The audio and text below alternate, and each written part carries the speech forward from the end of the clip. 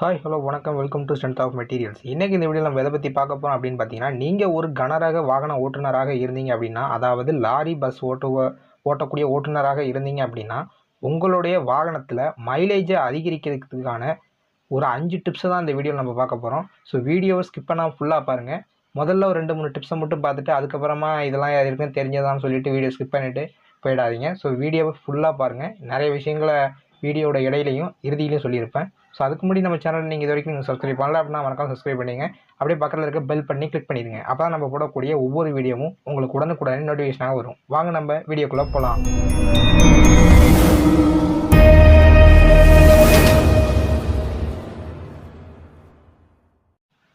இந்த வீடியோ நீங்கள் அசோக் லைலாண்ட் வாகன ஓட்டுநராக இருந்தால் மட்டும் கிடையாது. நீங்கள் டாட்டா, பாரத் பென்ஸ் அப்படின்னு சொல்லிட்டு எந்த வித நிறுவனமாக இருந்தாலும் சரி, எந்த வித நிறுவனத்துடைய வாகனத்தை ஓட்டினாலும் சரி, எல்லாத்துக்குமே பொருந்தும். உங்களுடைய லாரி பேருந்துகளில் மைலேஜ் அதிகரிக்கிறதுக்கான முதல் வழி என்ன அப்படின்னு பார்த்தீங்கன்னா, மெயின்டெனன்ஸ்.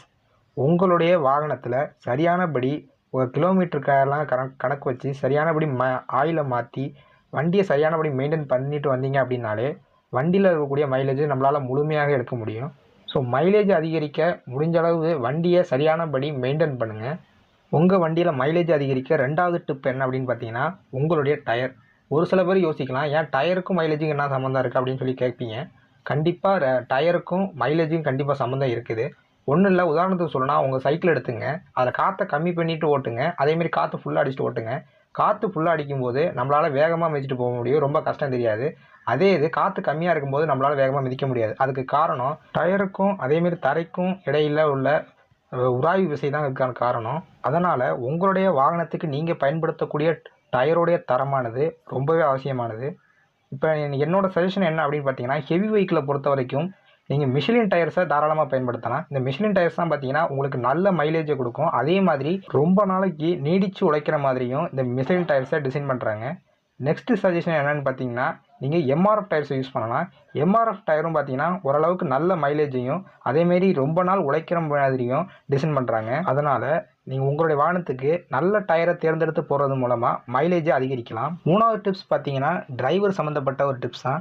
அதாவது பெரும்பாலும் யாருமே ஃபஸ்ட்டு கியர் போட்டு தங்களுடைய லாரி பேருந்துகளை மூவ் பண்ண மாட்டாங்க.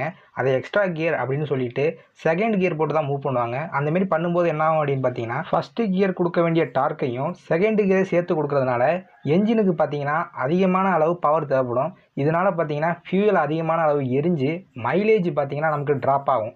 அதனால் எப்போதுமே வண்டியை மூவ் பண்ணும்போது எக்காரணத்தை கொண்டு செகண்ட் கியரில் போட்டு மூவ் பண்ணாதீங்க.